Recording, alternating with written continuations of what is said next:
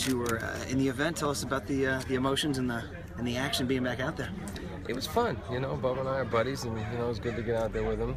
It's the first day that he was actually supportive and not trying to, take my money, which is good. Usually he's trying everything he can to heckle me, but we had fun. We think, considering this being the tougher of the 3 courses, we did pretty good. If we could just play a little better tomorrow, we should be good. How'd you guys become buddies? What was the origin we of that? actually met here in Monterey when I did the U.S. Open Challenge. He was caddying for Drew Brees, and I was playing in that challenge. We met there. 2010, right? Yeah, and we connected as lefties. There's not too many of us out there. And then from there we just became buddies, and we just played recently together down in Pelican Hill, Newport Beach. And how did this unfold? You wanted to come back, and that's what convinced him to come back? Yeah, I was talking to Clint, and he was like, is there any way I can get you to come back? He said, no long rounds, but it's such a great cause, and we really need to kind of get people to get excited to come out again. So, if Clint asks, you go. And then, and I was playing with him, and I told him that I was playing in the event. And he said, have you asked anybody to play with you yet? And I said, no. He goes, well, if you ask me, I might go back up there. And I said, well, I'd love to play with you as long as you're supportive and not heckling like we've been for the last 17 holes to take my money for charity. I would have gave him the check before we ever teed off to just be quiet, I told him I'd give him the money, but then he said, yeah. And, I didn't realize that he hadn't been up here for quite a while. 9 years. Yeah, so it was nice to get him back up here. They were happy about that. Larry said you can't really take any tips from watching Bubba because he does things that no one else really does with the ball. Do you find that the case when he's not heckling you? Yeah, I always just kind of play my own game anyway. I mean, I've never taken a lesson. I just kind of go out and whack it around. Sometimes I hit it great, sometimes I hit it like crap. And so I just kind of go with my own thing. I don't want to start thinking about all kinds of other swing thoughts, But he did get me to just take a little breath because I'm used to playing in 2 hours. I'm not playing in 2 hours today. I mean, I got 4 kids at home. If I want to play, I go to the Riviera at 6 o'clock in the morning. Tee up at 6:30 in the back. I'm done by 8:30. I'm home by 9 with some pancakes, and my wife's happy. But this is just a different kind of game. So you got to kind of get in that pace of playing slow, and find a different kind of rhythm. Take your time when you finally get to go and hit a shot. So that was really helpful. Whose idea was it to wear the same outfit? Well, it's Oakley. I take a guess. I've never worn Oakley in my life, but you know what?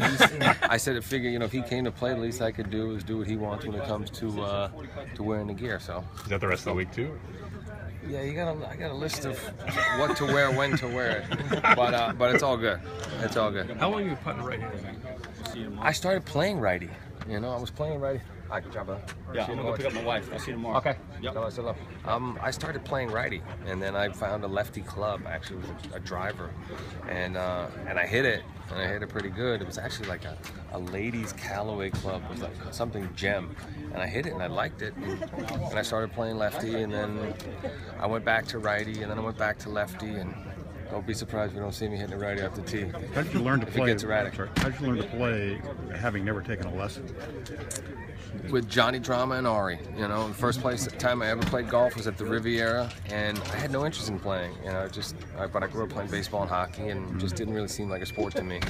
And I was like, I had a beer or two, sitting there watching them. I said, it can't be that hard. Let me try it. And I couldn't hit the ball, and I just became very frustrated. And then, of course, I became obsessed. And then I got to the point where I was planning my whole life around playing golf, and then once I realized I was never going to make a living at it, I said, well, let me just, play for fun, and that was basically how it happened. Almost killed Peter Falk on the first hole at Riviera. Yeah. Tell that story. Celebrity events?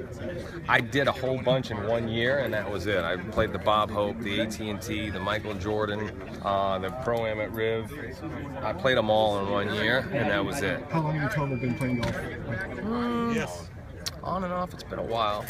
I don't know exactly how long. I'm not good with dates, but... Are you happy with your handicap? Yeah, the higher the better. Absolutely. I figured that out quick. I've been as low as a 5, but I'm playing right now at about a 14. But I play the tips too, so I play it from the back. I like to see the whole course. What course are you looking forward to most? Well, I only played Monterey once. It's just beautiful. I mean, that stretch of holes along the water is pretty amazing. But I haven't seen a bad golf hole since I've been up here. I played Cypress yesterday, and always love playing Pebble. Just wish we could pick up the pace a little bit. What was the funniest, most memorable interaction with fans that you can repeat? Oh, I don't know. It's constant. you know. But the fact that a lot of people now recognize Johnny Drama, that's what gives me the biggest thrill. You know, we got him on Wahlburgers, and you know, people just love him. So it's nice for people to get excited to see Drama. How did you almost kill Peter Falk? Oh, Thanks a lot. I was hitting a driver in the fairway on a tee. You know, I kept trying to tee it up, and I didn't know it was 80 yards from the green. I just hooked one, and you know, thankfully he didn't notice. You know, it just went past him. He just kept going. But it was scary. One last one is Clint asking you, as an actor,